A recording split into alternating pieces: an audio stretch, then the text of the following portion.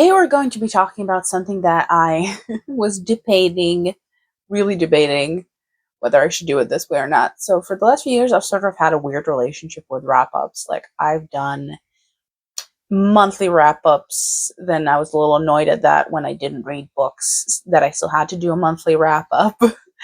So I started doing, like, quarterly wrap-ups, but then I realized that, like, the end of year wrap-up just disappears and I have to throw it in awkwardly, because like when you do your end of year videos, then your last quarter wrap up just sort of gets forgotten. So I don't know, we're going to try and doing this. Is going to be a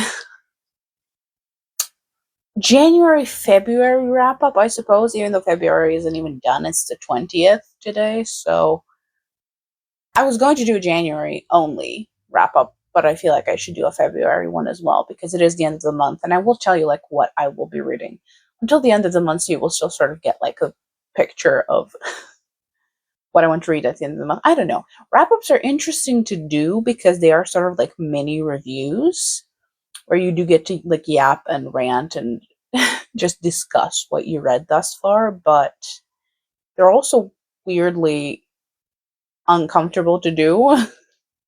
Not in terms of like embarrassment, but in terms of they're never spoilery, which we've established I don't really like. I like giving thoughts and opinions and proper reviews on things with spoilers. So we'll see how I'll do it. I'll try and separate it into sections so that maybe like when I do get to a certain book, I can talk about it properly. But let me see if I'm going to pull up like physical versions of the books or not, because that is a lot easier to edit than having to add all the photos in. And my phone is already like at its final stages of life, so I don't think it can handle that much editing anymore. I obviously started the year off with like some graphic novels that like my dad buys. These are like graphic novels from my childhood, so we have like, again, Lucky Luke, the Smurfs, that kind of stuff, but that's not what we're going to be talking about today. Hold the e-reader out again, so I'm going to hold that up in lieu of the book that we're going to be discussing. Ella Enchanted. Ella Enchanted by Gail Carson Levine. Okay, now for context, because it's relevant for this discussion, I grew up with the film. I was obsessed with the film. I think that's why I was so in love with Hugh Dancy, because again, he plays a prince. He has his beautiful, beautiful, beautiful British accent that for some reason now that he's doing American stuff, they never let him do. He looks beautiful. And I was just obsessed with Hugh Dancy, basically, in Ella Enchanted. And since I loved The Princess Diaries, I obviously loved Anne Hathaway. I was obsessed with that film. It's like one of my childhood staples, okay? I never read the book, and for some reason, recently I saw a YouTube video about it, so I was like, let's pick up the book, let's see what it's like, okay? I have thoughts. I have thoughts on the book, and I think we're going to have to get into spoilers for this one, because I do actually properly want to discuss it, since the film meant so much to me. So in the non-spoilery part of the video, I will say one thing, and that is, I prefer the romance in the book. I prefer the film overall, but that also could be just a nostalgia factor and my childhood self like adoring it that much. So we're going to break it down and we're going to get into spoilers, but I gave the book like I think 3 stars. Looking at it on my tablet, I think I gave it like 3 stars, maybe a bit more, maybe like 3.5, like a low 4. I did enjoy it overall. I had gripes with the book, okay, but the romance, incomparable compared to the film, because it's actually developed and so just sweet and wholesome and beautiful to read about. If you don't know anything about me, I'm a very cantankerous person when it comes to romance. I generally never like it. Generally, like, you can assume I'm not going to like it way more often than I will like it. But also probably because I was familiar with this from childhood and I really loved this pairing, I was already sort of set up to like the romance, but it was good in the book. It actually got me, okay, me, to like be giggly. Mentally, I wasn't actually giggly, but you know the whole sentiment. Giggling, kicking my feet. I loved the romance. You could say that actually that's the only thing I loved about the book. So luckily it is like a large portion of the book. So let's get into the spoilers. We're going to switch hands so I can make this like easier to track when the spoilers are happening. Okay, so there's a lot of if not animal cruelty, then animals just straight up being like killed and it not being an issue for, again, a whimsical Cinderella retelling children's book. You could argue it's a young adult, but come on, it really reads like a children's book, like a middle grade. Or like older middle grade, but it still reads like a middle grade, okay? At one point, when they go, like, when they come across the ogres, her pony is just killed, eaten. She doesn't care. The character doesn't care. There's a lot of, and by a lot of I mean more than one, I mean more than one mention of like a hunted animal, or specifically like rabbits being brought in and skinned to be eaten. I'm making this out to be like way more dramatic than it is. It is still a middle grade, so none of this is graphic, but it happened enough times that I was like, this book is very strange with its animals. Like, it doesn't treat any of them well. You know, like, no one's attached to their steed, to their pets. There's several mentions of, again, specifically hunted game, and specifically of, again, her pony being eaten and she doesn't give a crap. I'm making this out to be way more dramatic than it is, and you might be rolling your eyes, but again, this is something that matters to me and something that I keep an eye out for. So if it happened enough times that I was like, okay, so this book really doesn't care about animals. Like, at all, for a book that's actually a lot about rights of different species and like different otherworldly beings, or rather non-human creatures. It really didn't give a crap about animals. So that was already like a negative point. I wasn't going to give it a 5-star after this because I was immediately like, okay, so the author and I don't see eye to eye on this, clearly, but let's move past to that. And again, it wasn't that frequent, it wasn't graphic at all.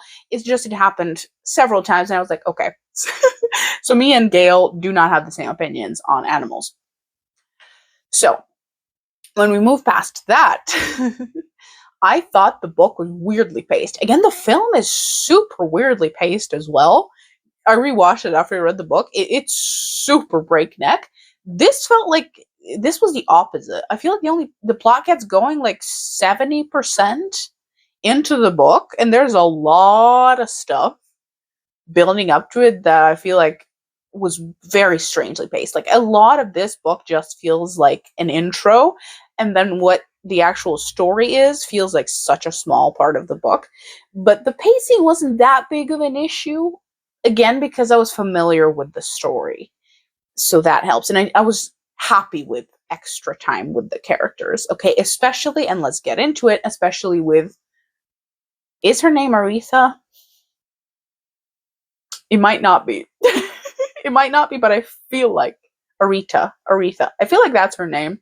Her friend and Ella and Charmant. I loved the extra time with them and the extra built relationships. Sorry, I have to cut like every single time my cat uses the litter box. There she is. We can have like a little background character. There she is, pacing along. Anyway, point being, okay. Where even was I? The extra time with the characters. Yes, I feel like Ella and Charmant, especially, and their relationship is like built up beautifully in this book. It's the one thing that I have to praise it for, and that was now a little bit lackluster in the film when I watched it, because again, I loved that romance even in the film my entire life.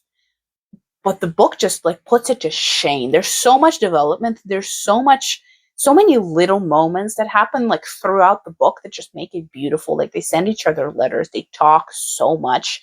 They hang out. They laugh. They just build up a relationship, which is, again, rare for me, that I believe in. That I'm like, okay, I believe that these two people are falling in love, that they actually like each other, that they are good together, that they're good for each other, that they're compatible, that they can like bring value to each other's lives. Okay, I loved development of the relationship and how slow it actually was. For a short book, I wouldn't necessarily like call it slow burn, But when we get to the part with the letters and when she has to like tell him that they can't be together, or rather like fake it out so he can't trap her with commands and stuff, I love it so much. I love the exploration of actually how she breaks it far more in the book, how she breaks her curse of having to obey. And just their entire relationship, start to finish, I think was the most beautiful part of the book, and so well written that it's a shame that I didn't like pretty much anything else about the story. I felt like the rest was just intentional Cinderella retelling, so it was like a little bit, okay, now we have to do this to make it a Cinderella retelling. But the relationship between, again, like Cinderella and Prince Charming in her version makes the book for me. Okay, makes the book. I think this would have been far lower than a 4-star if the romance was lackluster, but it was beautiful. By the end, I was genuinely like, this is stunning. This is beautiful. I love these two together. And now I'm a little bit upset that the film focused way more on world hopping than on their relationship. Like in the film, it's very insta love. You feel like they have two conversations while writing, and they're immediately kissing and wanting to get married. So, how are you going to the bathroom again? I hope she doesn't go back to the bathroom because, like, again, she's not actually going to the bathroom. She just loves digging through the litter. I don't know what that is. Anyway, I just keep getting off track. Thank you for that, Moghedien. That said, okay. I'm just distracted. That said, okay, I'm going to read you some quotes now. Just give me a minute to make sure that she's actually freaking done. To prove my point, actually, about like when she's, because of course she's describing like her stepmother and her stepsisters as like fat cows, essentially, because all they do is eat, which again, we absolutely love people being fat used to describe evil people. Otherwise, other than that, okay, the quote, she never looked normal. She looked like a rabbit, a fat one, the kind Mandy liked to slaughter for stew. Again, so many things to unpack in that sentence, because it's like, first of all, hating fat people, but second of all, she looked like a rabbit. The comparison is clearly a negative one because she follows up with a fat rabbit that Mandy liked to slaughter for stew. I just don't love that sentence on so many levels, but let's move on. I was going to read you like pretty, like actually nice quotes.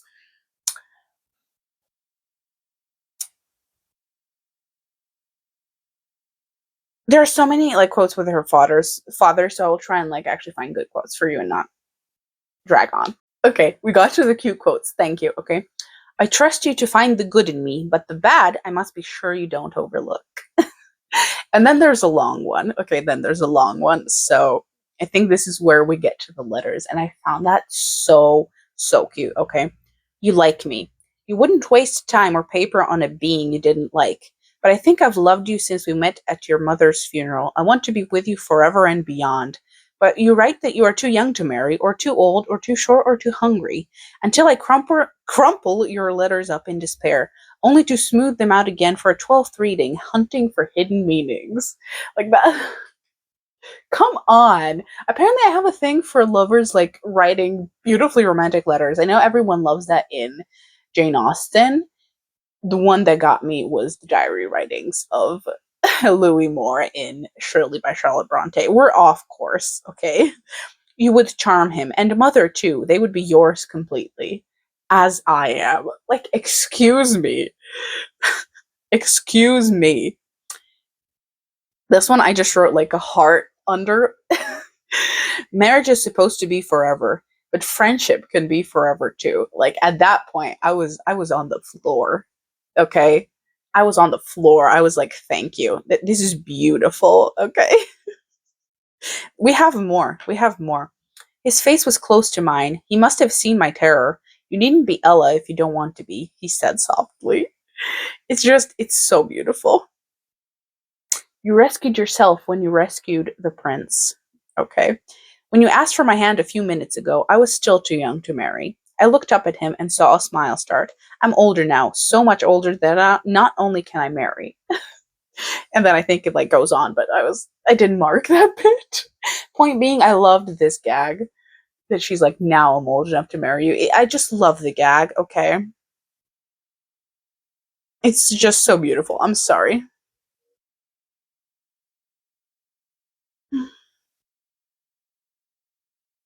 And I'm sorry. Like, I'm just reading the quotes and I'm getting pulled back in. Again, when I read just the stuff that I highlighted, this was a great book, but I know that I didn't like it, except for the romance, like, objectively. Okay.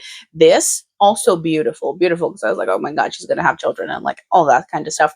But I also refused to stay at home when Char traveled and learned every language and dialect that came our way.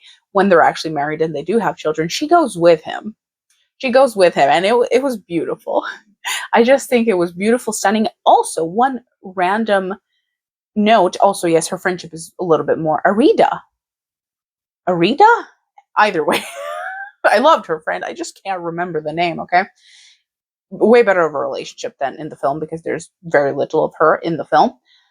But another thing that I remembered, Lucinda, I don't like what they did with her in the film. Here, she actually has like a lesson to learn herself about the evil that her gifts do. I just preferred character work way more in the book than I did in the film, which kind of makes sense because, again, films usually are shorter and they always sacrifice character for the sake of an adaptation. And mind you, again, I love the film and have loved the film since childhood, but pretty much all the characters across the board were better in the book. Even her father was an interesting character, to say the least, in the book. Like, he's a horrendous person, but surprisingly cares quite a bit about her. So I've talked about this long enough, but I knew that I was going to talk about this the most in this video, so if you care about Ella Enchanted, there it is. At this point, we're still in January. I will put it up for this because I really don't feel like going to the other room and getting it. Okay, so Noragami. I reread this entire thing because randomly I felt inspired. Last time I read it was 3 years ago, if I'm not mistaken. 3 years ago, beginning of 2023, when I made the vlogs. And since I finished it and I was really disappointed with the ending, I was sort of soured on the series, but not nowhere near as Attack on Titan that I physically can't like look at anymore. Okay. Noragami was sort of like a vague sense in the back of my head where I was like, was this was just lame and disappointing and literally nothing was resolved. So I was like, you know what? Let's reread it. Now that I have like physically the entire thing, let's reread it. Felt so much better. Okay, it's one of those cases where you go to something that you think you're going to hate and are pleasantly surprised, and that's the best kind of surprised. Okay, I read the entire thing very quickly. I think in like 2 days. I spent 2 days reading it. Pretty much, it's a very bingeable series because when you do have to describe the plot, there's not that many things that actually happen. There's like big events that take up a lot of time. There's 27 volumes. It reads super quickly, and I love the characters so much, and it just flew by. Okay. The thing that we have to talk about is the actual ending, and here is where we're going to get into spoilers, so I will try and put like a mark here. Okay, when I'm doing this with my hand, the spoilers will start. Okay. I was disappointed with the ending because it resolved literally none of the main issues of the series of like what the hell is going to happen with Yato and Hiyori, because that's a relationship throughout the series that's been sort of teased and discussed as a possibility, even though there's logistical problems because they can't be together while she's human. They can't be together when she dies because she will forget, and if he makes her his shinki, then again he will know her entire life and remember their time together, but she won't. Or perhaps she could remember and then they're together after they die, because there are some shinki who do remember and they're fine. But also, again, if she dies as an old woman, she won't have unfinished business, so how would he even get her while she's dead? And she would be an old woman when dead. Either way, there were so many problems with their relationship. And I feel like the series is better for it because I love their relationship, but also, again, it's impossible. Like, it's a written impossibility that just irked me so much because I knew that they wouldn't be able to resolve it, and they don't resolve it. At the end of the series, they just see each other again, and it's kind of left open-ended. Okay. Didn't like that the first time, didn't like it this time, although I felt better about the whole thing overall because, again, And this confirmed exactly what I said in another video. I hate reading manga monthly because the story gets separated into small chunks that are very difficult to keep up with and keep invested in. Now that I read like volumes 26 and 27 back to back, like no waiting, I felt way better about the pacing of it. I remember thinking that the ending was rushed, that like the last two chapters like threw the action in and that was it. The buildup was way better now that I read it properly without waiting months in between sometimes. Way more purposeful, way more intentional. I loved how they ended the father, actually. It wasn't anticlimactic as it seemed back then. It was actually perfect. I feel like everything was well done, except for the parts that I feel, again, they couldn't realistically do well. Like this time, I felt positive about everything, about the build up, about the ending of the father, about the last fight, about the gods reincarnating, like Take and Kyun being like fathers to the reincarnated gods. I loved that. Everything with Yukina, I felt way better about. Okay, the whole resolution with Nora, everything, everything I felt positively about, except again Yato and Hiyori's relationship specifically, because I feel like they wrote that in to just be unexplainable and they left it open ended. Okay, so the first time I felt like everything was all over the place, rushed, and anticlimactic and underwhelming. This time I felt like the only thing that let me down was the thing that I felt was going to let me down the entire time, and that was again Yato and Hiyori's relationship and the impossibility of it happening in any universe or shape or form according to the rules of the world, obviously. So, and I have to say and reiterate after like reading the complete series, Yato and Kazuma are way better of a pairing than Yato and Yukine. I've said that in my vlogs as well. I will say it here if anyone's interested. I feel like Yukine is a very understandable character, but not a very likable one. And I will elaborate. I can understand why he is the way that he is, why his development feels like it's resetting all the time, because he's a representation of someone who died as a teenager. So, like, he's locked into being an impulsive, hormonal, dramatic teenager. He's locked into that because he died at that time of his life, and Yato says that throughout the series. But as a reader, even understanding all of this, it's incredibly irritating to read about a character who you feel like has to relearn the same lessons the entire story. Like, we're constantly getting resets of Yukine, and it feels the same all the time. Every time you feel like, okay, we're finally done, like his character has settled, there he goes again, and that's extremely irritating to read. So while I don't like reading about him, I appreciate him as a character, if that makes sense. I just prefer to read about when Yato is with Kazuma because they're just way more compatible as people. And again, Kazuma is far more mature. He's an older Shinki, like by several hundred years. He's more experienced. He's more level-headed. He isn't as impulsive. I think he also died when he was like 18 or 19, so he's a little bit older. And he learns the God's secret and doesn't crumble under the pressure. I just prefer him as a character. I think he's like a top 5 character for me, in case you're interested. They're definitely like Takekyun, Kazuma, Yato, and probably Bishamon would be like my favorite 5 characters. Hiyori would be up there as well.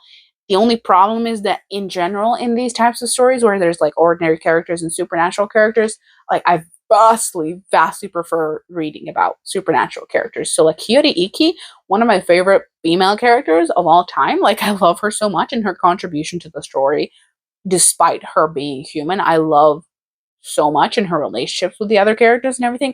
She's just not going to make it to my favorite characters in the series because I just find like the supernatural entities way more interesting to read about. But she would be like 6th. She would be 6th. Okay. So positive thoughts overall. Spoilers over. Positive thoughts. And I am, again, a little bit depressed that now that the manga is over, they just don't do the anime because I feel like it would be such a cool anime to watch and have so many highlights and so many cool characters and relationships. And I love it. I love it dearly. It's only a shame that it's so that it couldn't solve the main problem that it wrote for itself with the main relationship. I'm all over the place with the order that I'm talking about this in. Okay, the series that I'm currently reading, which is why I will mention it because the other stuff I will go on and on about, okay, is the Jedi Quest series. Like, I'm currently reading the second, third book, depends on how you think about it, okay? The Jedi Quest series is a series of novels written by Jude Watson between Phantom Menace and Attack of the Clones about Anakin's time as Padawan and his relationship with Obi-Wan Kenobi and the different missions that they go on and stuff. There's 11 books, okay? And I Googled specifically, like, are there, like, novels or fiction about Anakin's time as a Padawan? Because, like, that's a 10-year gap that you have to fill in between films. Like, between Attack of the Clones and Revenge of the Sith, there's quite a lot of stuff. The Clone Wars is, like, a very rich era. But, like, Anakin's Padawan stuff, there isn't much of it. 11 books. I already devoured 3 of them. No? 2 of them. 2 of them. Okay, like the 0.5 book and the first book. I'm currently reading the second one. I'm already like 40% of the way through. I love these books so much, and I'm so happy that they're filling in that gap. I also read Rogue Planet, which technically, chronologically, comes before them, I think, or around the same time. I read Rogue Planet last year, and I loved it. It's also about Anakin's time as a Padawan. But since these are impossible to find, I have to read them as ebooks because you cannot buy them, at least where I live. Like, they just don't exist. They aren't purchasable. So I'm reading those, and we will talk more about Star Wars when I get to Shatterpoint, but I wanted to mention these because I'm currently reading them. I'm already on book 3, and I am simply in love with them. In love with them, okay? They deal with my 2 favorite characters of all time and their relationship in a very large time period that has just never been filled for me. And I knew after reading Rogue Planet that this was just a time period that I really wanted to read about, having the absolute best time with it. Okay, I'm in love with it. Jude Watson, thank you. Thank you for your service. Next very important book we're going to be talking about, it is much later in the day, by the way. The next book that we're going to be talking about, that I'm not going to pull out physically because I barely got it to fit on the shelf, is Shatterpoint by Matthew Stover. Some other added context, in case you don't know, Matthew Stover, perhaps one of my favorite authors of all time, because he wrote the novelization of Revenge of the Sith, which might be my favorite book of all time, despite how much it physically hurts me to read, okay? Like, after reading that book, I cannot sit through Revenge of the Sith, the film, without sobbing like 90% of the time. I have a whole vlog for Revenge of the Sith if you want to watch that, and for the other 2 prequel books. So I had this for years because at the end of Revenge of the Sith, the paperback, you see Shatterpoint. Like, I think there's a first chapter and like another book by Matthew Stover, and I was like, okay, I have to read that. It's Mace Windu. I want to learn more about Mace Windu. I don't really know much about him, and it's Matthew Stover. It's one of those, like the meme, like, I said with Joyce, I was then shot 57 times. That's literally what this book is like. Okay, I was like, let's learn more about Mace Windu and his Padawan. I was then shot 57 times, okay? I've been reading this book for like 4 months, probably more, since October, I want to say, maybe November, because of how mind-numbingly depressing it is. Like, it's bleak as hell, okay? I've read a lot of Star Wars, I've watched a lot of Star Wars. It always skirts the line between, like, depressing and hopeful, and I don't think it ever goes this dark, as far as I've read. At least I don't think it ever goes this dark. There's spoilers, I suppose, but not really. I'm just going to mention things, not plot wise, but like genocide, colonization, sexual assault, child death, okay, exploitation, slavery. Where do I even get, like, it's bleak as hell, okay? The whole plot is this: there's this jungle world where Mace Windu's Padawan Depa Bilaba went, and he hasn't heard from her, and then they get a message from her, and he goes to investigate, and on this planet there are certain peoples, there's certain issues. This is during the Clone Wars. This is a Clone Wars novel. So, like, there's a war in the galaxy, but also there's, like, a specific problem to this planet that Mace has to deal with and see why it affected his Padawan like that. This book, it depressed me. It's easy to read because of how good Matthew Stover is and how readable his books are in general. But Jesus Christ, was it depressing. Like, I'd read 100 pages and then have to put it down, and I just refused to pick it up, okay?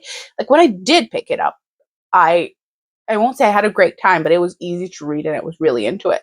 But I just didn't want to pick it up. So technically, it took me months to read, but when I did read it, I'd read like 100 to 150 pages. It's also a very long novel, actually. Like, it's a small mass market paperback, but like the margins are tiny, the spacing is tiny. It's like a packed book, okay? There's a lot. There's a lot going on. So, I love Mace Windu now. Not that I didn't before. It's just, if you only know Mace Windu from the films, that's a certain thing. Then if you know him from the Clone Wars, that's another thing. But he wasn't my favorite Jedi, basically. Now, oh my god, now I'm gonna be upset when he dies in Revenge of the Sith. I was already like, another thing to cry about in Revenge of the Sith. Isn't that just freaking fantastic? Point being, I genuinely love Mace Windu now. Like, Matthew Stover, I both hate and love that man as a writer because he can give you like a gut punching poetic line and then just yap about it like a spaceship motor system for a page. Either way, I've gotten off topic. I don't think I'm going to be spoiler talking this one because I don't really want to dive into that again. But there were like two lines at the end of the book that just punched straight through my core, okay? Like, in the last two pages, especially, and I had to like tab them, which I don't really annotate Star Wars books, I think, mostly because I used to have like used copies, so I never really wanted to tab them up to ruin them. But also, I don't know why I never really tabbed up Star Wars books. I did those two. Like, I needed to have those two quotes like locked in. It was something. Okay, I will always recommend anyone who's interested in Star Wars that they read Star Wars novels because they add so much to characters, to certain time periods, to certain dynamics. Like, I am not the same person that I was when I had just watched the films. Because if I were to watch the films now with someone who, for example, had only watched the films, I can't really explain to them the accumulated knowledge that I've acquired, like through novels, through certain comics, through the Clone Wars, through just all this stuff that I have in my head, but that isn't explicitly in the film. So if someone were to ask, oh, why are you crying at this scene? Like, literally nothing happened. I'm like, I'm crying because I know so much in the back of my mind when I'm watching this film that it's no longer the same film for me. Like, I loved Revenge of the Sith all my life, okay? But with each new thing that adds to it, it just like elevates that film to like astronomical heights for me. Which, there's the argument that like you shouldn't need extra materials to make a film great, but again, that's always been my favorite Star Wars film. So the fact that it keeps getting better with more like Clone Wars backstory, with more Anakin as a Padawan backstory, with all the Jedi lore that I'm accumulating, and the entirety of the Clone Wars, obviously, it just it just makes it that much better. And now I love Mace Windu and I love Matthew Stover. Like, just let him write more Star Wars books, or rather, no, don't let him, because now it's under Disney. But it's such a shame that he didn't write that many Star Wars novels in Lucasfilm when it was still when it was still actually helmed by George Lucas. Because my God, is Matthew Stover a fantastic writer, especially for Star Wars. Like, devastating book, depressing as hell, but so worth your time if you want to explore the character of Mace Windu. It's just so good. Then I read this book that I will put up like a picture on the screen. I can't be bothered to get it off the shelf. Okay, I barely got it to fit this like Middle Earth Traveler, Sketches from Bag End to Mordor by John Howe. I saw this, I was watching random bookshelf tours. I don't know why they're relaxing as hell. Like, ASMR or non-ASMR, I just love watching bookshelf tours, okay? There was this old woman, you might know that video, although I don't think it has that many views. This old woman who was going through her, like, Tolkien collection. I think she has, like, 2 or 3 shelves of just Tolkien stuff. And she pulled this out, which I'd never seen or heard of. This, like, basically sketches and paintings and explanations done by John Howe while he was working on them. And I was like, I need to have that. Like, I need to have that. I'm so sorry. Usually I think that everything in the Tolkienverse that, like, Christopher Tolkien published was, like, so superfluous and so cash grabby. Like, I have the Fall of King Arthur book, which I say book, but that's actually a hilarious thing to call it. It's like this short of a poem with all kinds of crap added to it, so Christopher Tolkien could publish it as a book when it's barely worth, like, an article page. But this I actually really wanted to have. Like, it's all sketches and, again, like, color illustrations and explanations and an exploration in general by John Howe and how he was coming up with stuff in creating these, like, artworks. And it's just a beautiful book. I read it immediately as soon as I got it. Like, I was so looking forward to getting it because it's just so beautiful to look at. I will flip through that, like, periodically. Okay, I'm in love with it. And if you're someone who loves Middle Earth, I know there's, like, Alan Lee and there's John Howe, but I love I love John Howe. Not that I don't like Alan Lee, I'm just way more familiar with John Howe because he also illustrated a lot of other stuff, including the Great Book of King Arthur. So I was like, I need to have it. Point blank, I need to have it. Cheers. Let's talk about the star of the show. The Book of Books. I will introduce you to the lore first. This is going to be the longest talk. Obviously, this is the video will be an hour long. It is what it is. That's why I do timestamps. Every beginning or ending of the year, for some reason, I find new gems. Like, it happens so consistently that I find it genuinely like a tradition at this point, and it's always a surprise. Okay? Like, 2023, it was East of Eden. What was it in 2024? I say this very confidently, but, like, I'm certain there was something. I will look it up while consulting the ancient text. I straight up forgot what I was talking about. Anyway, in 2020, it was The Witcher. Like, granted, it did start that in December, but I read the entirety of it, I think, at the beginning of the year. So, The Witcher. Okay, 2021, it was manga, Attack on Titan. I was obsessed with Attack on Titan.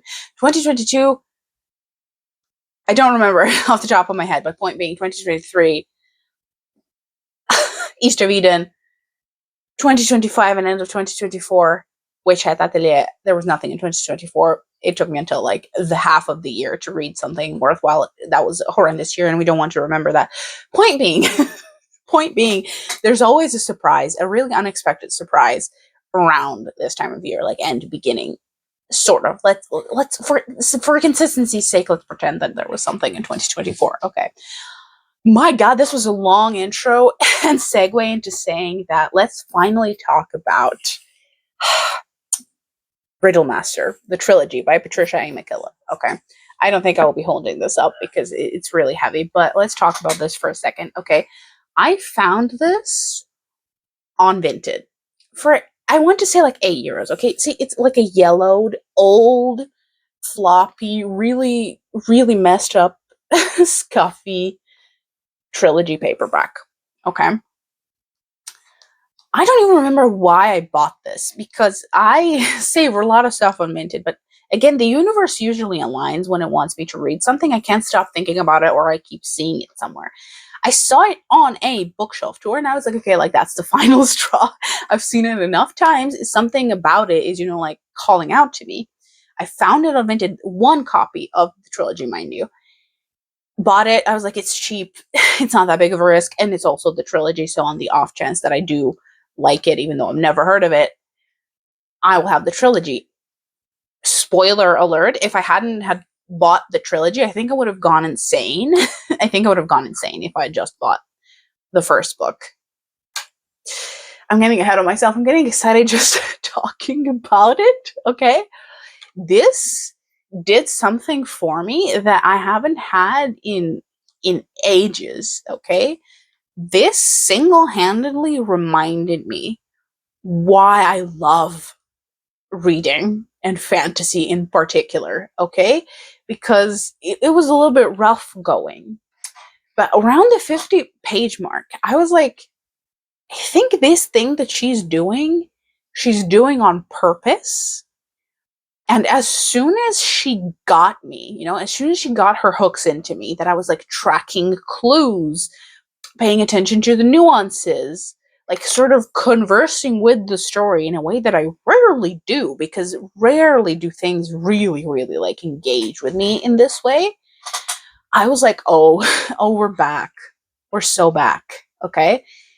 When you can't stop thinking about a book, when you just need to sit down and keep reading it, when you genuinely pay attention to every nuance and detail and how she describes certain things and what characters said and what that could mean in the context of the world, and how you're figuring out the world, how you're making predictions, theories, whether they're true or not, theorizing. Oh my God, I forgot how much I loved theorizing in fantasy, specifically because you don't know if the magic system of the world functions in the way that you think it does.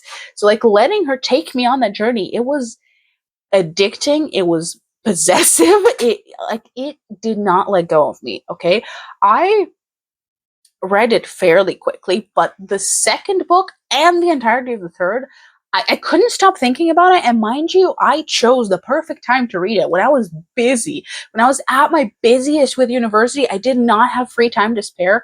I kid you not, one Friday before a very, very important presentation that was worth like the entire grade in that class, I cleared the day. I was like, let's do everything by like 5 in the afternoon just so I could read this. Okay. And then I was like, I'm reading this no matter how long it takes. I think that I read like the second half of book 2 and book 3 that day in like a 9-hour stretch. I think it was like about a 9-hour stretch that I was reading this for, like moving from the couch to the bed, twirling around the bed just so that I could be comfortable. I could not put it down.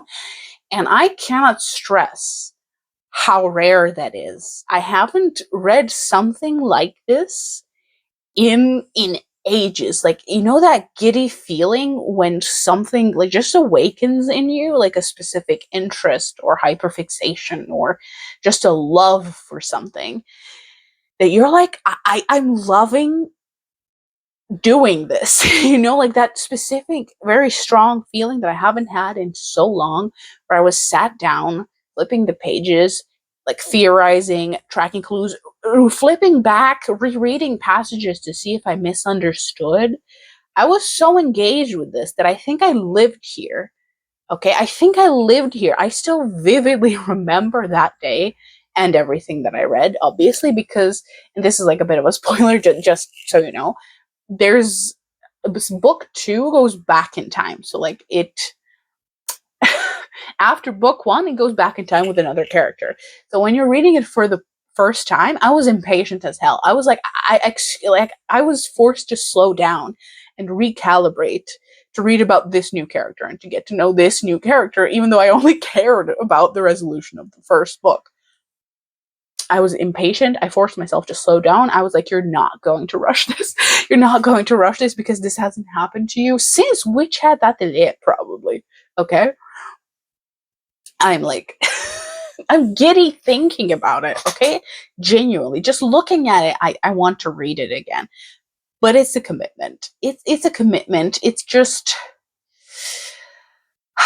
it's also like a beautiful print, beautiful wide print, and beautiful yellowed pages. It's such a beautiful, like, the fact that I got this for so cheap, and I was like, why have I never heard of this before? Why have I never heard of this woman before? Like, she has all these awards and she's very well known and she's written like a lot of books. She's a known fantasy name, but not really outside of the US. I think I've never heard of her here. There's no translations. I've never heard anyone talk about her. So she isn't that well known anymore, and definitely not outside of the US. I'd never heard of her in particular, and she has like awards for fantasy novels. Okay. Now, I'm not going to get into the spoilers for this, except briefly, because we could be here for hours. We could be here for hours. I just needed to emphasize how much reading this meant to me. Like, reading this reminded me that it wasn't me, it was the books that I was reading. You know, like I didn't lose this love of fantasy and like reading all day, like consequences be damned, because I literally do rather nothing else. You know, like when you wake up and all you can think about is picking this up. I have no idea how I did that project, mind you. I have no idea how I managed to do it. I picked the worst possible time to do this to myself. But it was, you know, when it's like stronger than you, it's stronger than you. We've all had those moments where it's like, I will stay up all night and do the work that I have to do tired if it means that I can do this. If it means that I can do this when you think about nothing else, and all the clues that she's giving you. And I will say one thing before we get into spoilers. I think me and Patricia Mckillip like clicked. I think our brains like clicked through the story because I clocked everything, you know, like I picked up everything that she was putting down. All the clues, all the foreshadowing, all the little details, I picked up on all of them. Okay. And by the time we got to the reveal, I was like, exactly. There are sometimes situations where you're like, it's a shame that I guessed it. But here it felt so rewarding. It felt so rewarding. It got to a point where I was like, if it doesn't, like, I literally said this, I think, to my dad, who's again, lifelong fantasy reader. I forced him to read this as well. He, like I told him, there's like three possible options. Either I'm right with all my guesses and that'll be great. I'm right and she manages to surprise me, which is even better. Or I'm not right and this won't be that good. Luckily, it was option two. It was everything that I guessed. I was correct about everything. But she also surprised me. Like she added like a little sprinkled in detail that like surprised me and just made it that much better. And okay, let's get I don't even know how to begin to explain this, because I feel like it's a journey in and of itself to figure out what's going on, how the world works, and what the point is, and to pick up the clues. I don't know how to describe this. I will say one thing though. If something feels off at the beginning, it's on purpose. It takes a little while to get into it, definitely to wrap your head around everything. Easier said than done. Obviously, some people have different tolerances for that kind of stuff. But the one thing that I will say is you can absolutely guess literally all of the twists. So it's not that type of super mysterious story. And another thing, if you're not a character reader, if you don't really get attached to characters, I'm not certain if this would completely be for you. But let's get into the spoilers. Where do I even start? Okay. The characters. Oh, the characters. They grew on me. Okay, I cannot explain to you how much they grew on me. In the beginning, I was like, oh, this is so overdone, so cringy, so cliche. Oh my god, they grew on me. Okay. The main guy, who is Morgan, the main girl, Rederle, and obviously my favorite character, because I'm predictable that way, Death. Death, the harpist, my favorite character. I'm genuinely predictable. I'm really predictable. I'm always going to like the same type of character. I think it's, and I know this from experience because again, I forced my dad to read it, and watching him read it and not be able to piece some stuff together, not having the same opinions as me because he is not a character reader. I think my liking of certain characters definitely helped me piece together the whole clues. Okay, like my liking of Death as a character really helped me predict like super early on like exactly who he was, how he was related to Morgan, and what the purpose was. Like I guessed all of that very early on. Okay. And I will say one thing that's genuinely fascinating, so I will mention it. At the end of the book, and I reread like those two sequences like I think 3 times just to make certain that I was right. I tried to look up reviews when I finished the book. No one was talking about it, so I was like, either no one clocked it, or no one who clocked it talked about it online, which is also very possible. So I will just tell you so I can get it out of my system. Death is alive at the end of the book, and it's very, like, it's made very clear that he's alive. at the end of the book, but literally no one talked about it. Like, I even tried Googling it specifically, like, is death alive at the ending of the book? But everyone gives you, like, the description of the sequence where the High One sacrifices himself in the tower.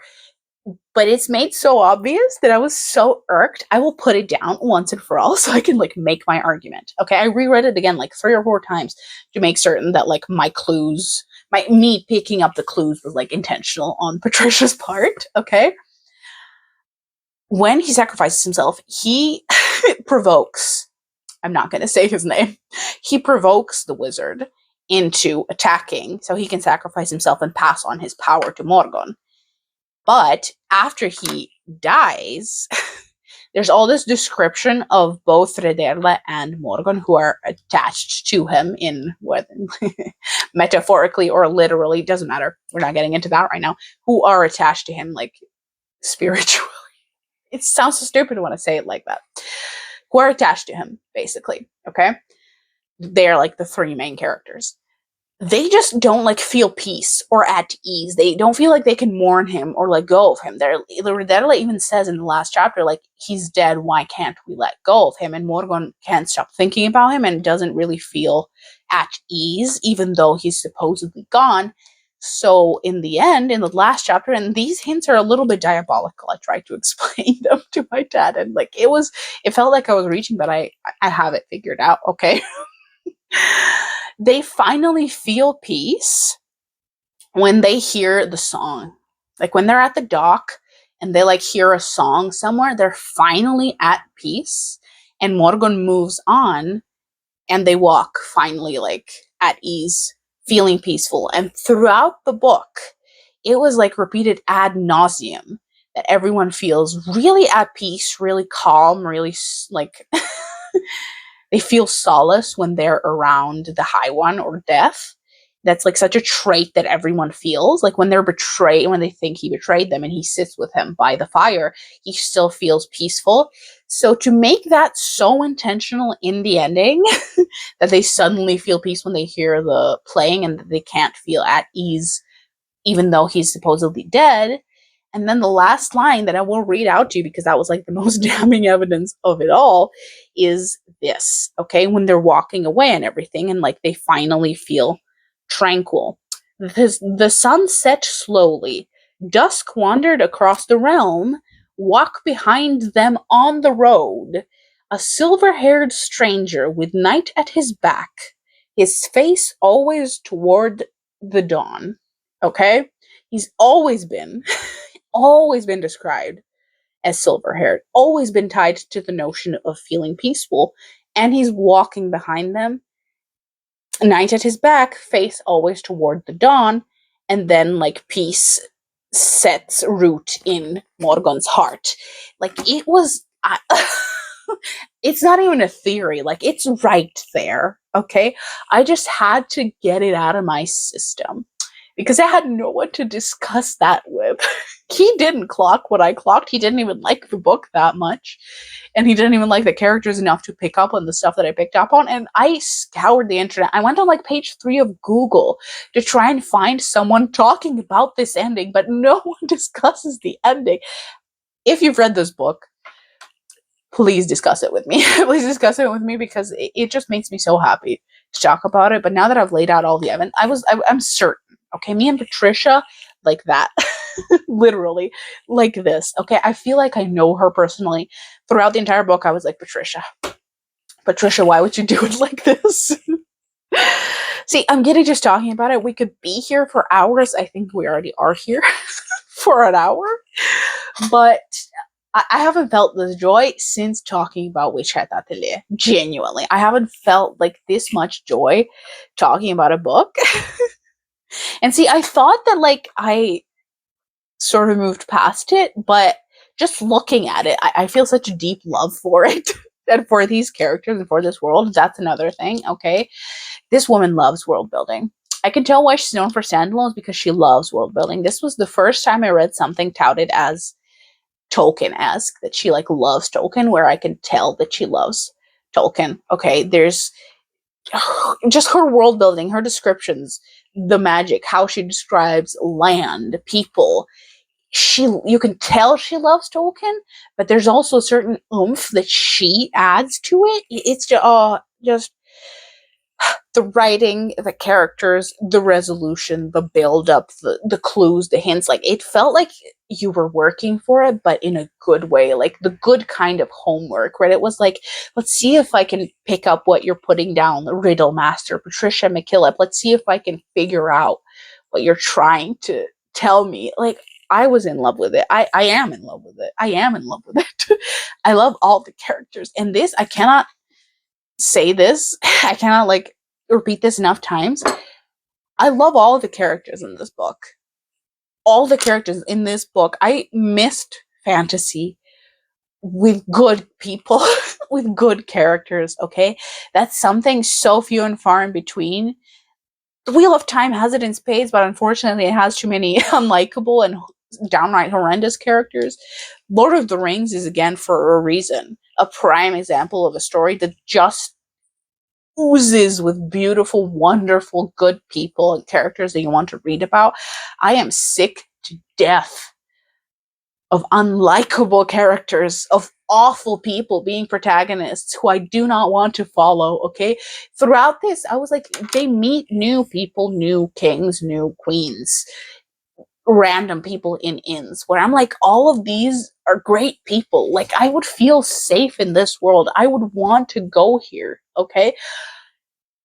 Like, not every stranger that you meet at the side of the road wants to sexually assault you, which is the way that modern fantasy often feels to me sometimes. It's like so hostile and unwelcoming and just full of mire and dirt and grit. And not just grimdark. It's no longer exclusive to grimdark. It feels like that everywhere. When you pick up a fantasy world and it's like, this isn't inviting. Your fantasy isn't inviting, okay? This isn't a world that I would in any universe want to go to. And what is the point of imagining a world different from our own that's equally as bad or somehow even worse, okay?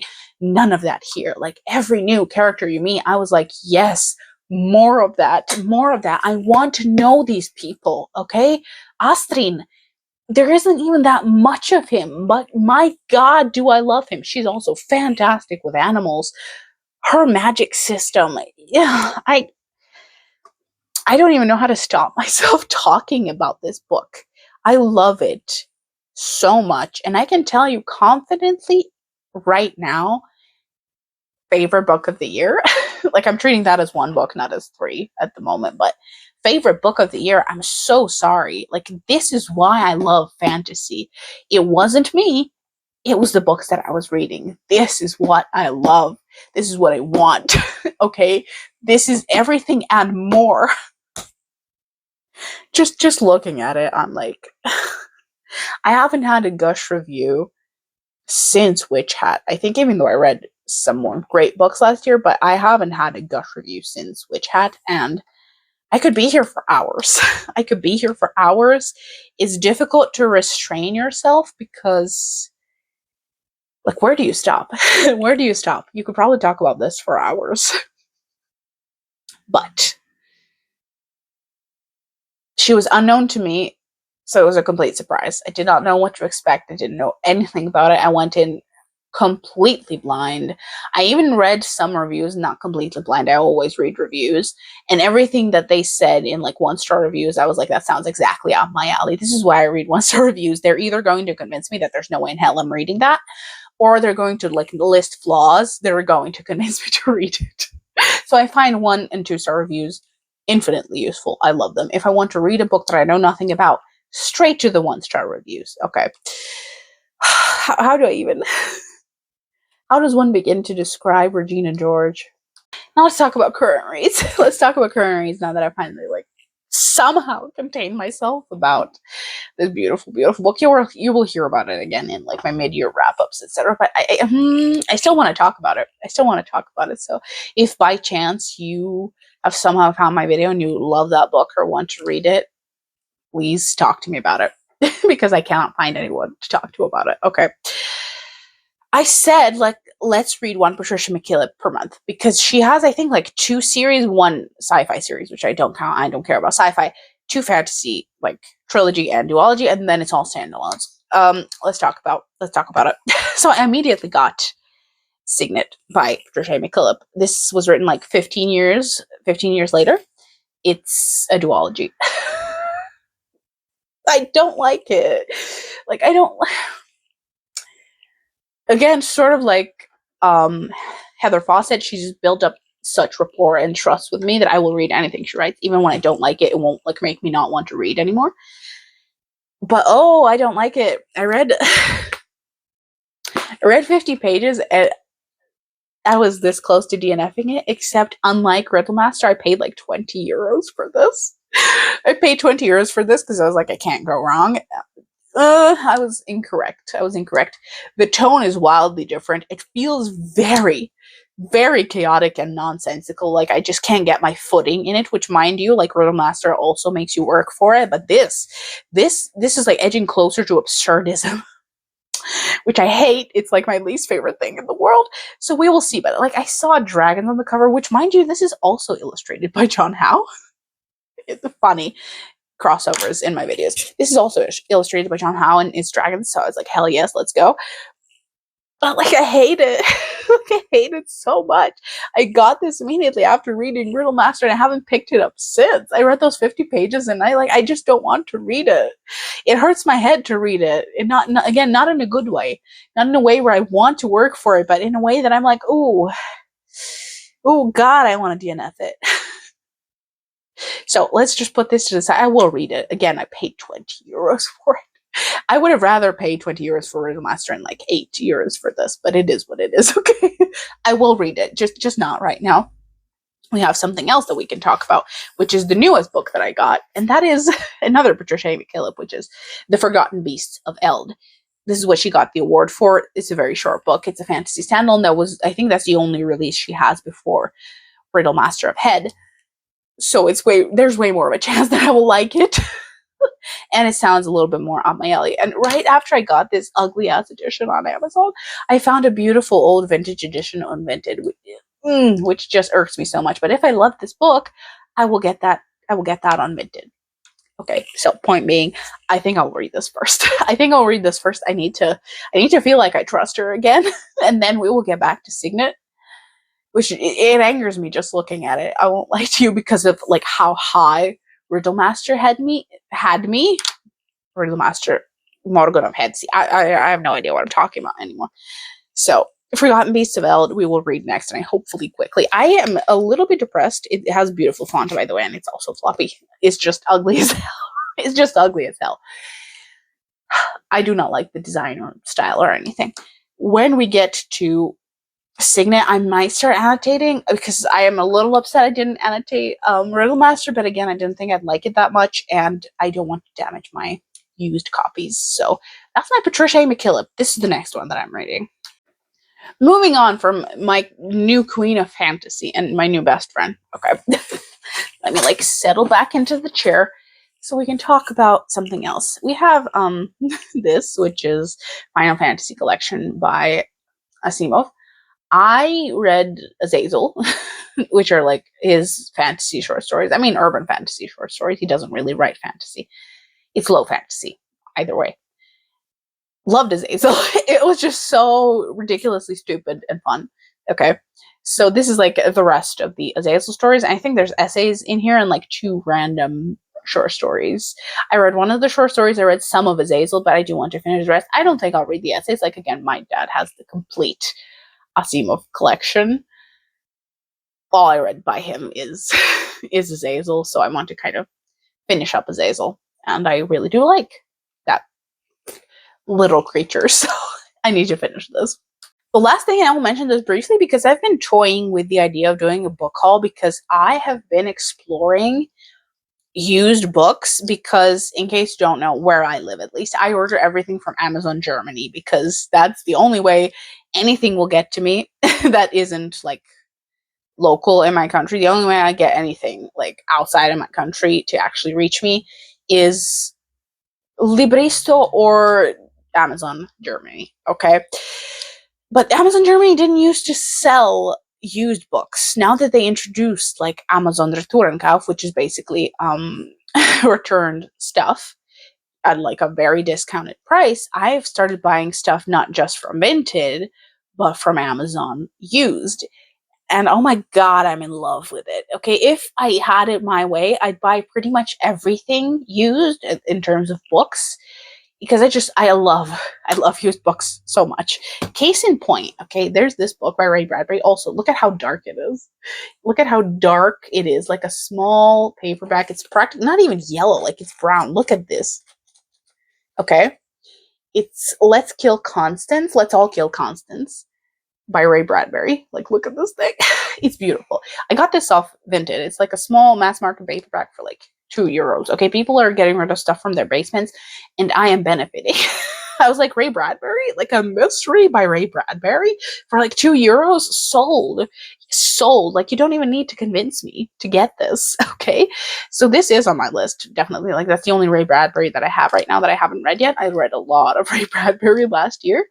And again, it's a mystery. It's a weird thing. I did not know that he wrote mystery as well. So, like a random, small, tiny brown book that I'm in love with. But more importantly, as I said, nothing gets to me. Now, this book, I finally got, and I can't believe I'm actually holding it, okay? From the Dust Returned. This book literally doesn't exist where I live. Cannot get it from the UK, cannot get it from Germany, Italy, France, anywhere. Like, it might as well not exist, okay? But Libristo, this beautiful, wonderful service that I discovered for some reason only this year, is sort of like an intermediary between you and any bookstore in the world. So, like, I'm not personally ordering stuff from the US, which would never get to me, but they are ordering it for me. And if they do find it, they're going to tell me that they found it, and then they're going to send it my way. And they had it. They were like the only people who had this available for purchase for like €7 plus shipping. So it came out to around 11. But again, a normal price for a book. I would never get a book for €11 from the US, and it would never actually get to me. Okay. This was definitely printed in the US and imported from the US. But again, it actually got to me because I didn't get it myself. I didn't get it myself. I got it through like an intermediary.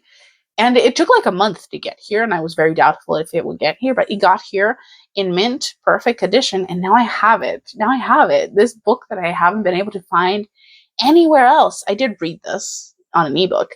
I have yet to like tab it up. It has a beautiful illustrations by Charles Adams. And I love this book. It might be top two. It might be top two with Fahrenheit as far as Ray Bradbury is concerned. So I don't know if I'll read this again, like immediately. I read it like 3 months ago, but I will have to tab it up. And I just wanted to brag about how great of a find this was. You have no idea. You have no idea how difficult this was. Like the year of getting books that I just cannot find elsewhere. I might actually make a book haul because, again, not in a consumerist way. I really want to brag about the resourcefulness of finding used books in uncommon places. I just love that so much. And if that was what book hauls were about, I'd actually watch them, not just getting 60 books every month that you're not going to read and will on haul in 2 months. Like, I hate those videos. But if book hauls were just, oh my God, look at what I found in the thrift store. Look at what I ordered from India, even though like books from India just cannot get to me. So look at this book that I found. I would watch book hauls if it was that. So we will see. We will see. That wraps up the video. Jesus Christ, it's probably like an hour and a half. It's probably like an hour and a half, which is going to be an absolute delight to export. But that said, this was so fun. I was putting off doing this video because I just knew. I knew that there were like three or four books that I would just not be able to shut up about, in particular Riddle Master. And I was like, oh God, that's going to be a long video. I really don't feel like it. I was just not in the mood to talk this much. But I'm not feeling great this day, i.e., I really felt like yapping. So, cheers again with my spirulina because I need to get my iron up. And I will see you in the next video. I hope it's the Heather Fawcett vlogs, either one of them, because I've been sitting on them for too long. But I would like to get like Emily Wilde and Agnes O'Bear out back to back. So I hope this was fun in some way, shape, or form. There are timestamps that you can go through, so you know exactly what I will be talking about. And if you've read or want to read Riddle Master by Patricia A. Mckillip, please talk to me about it. So I will see you in the next video.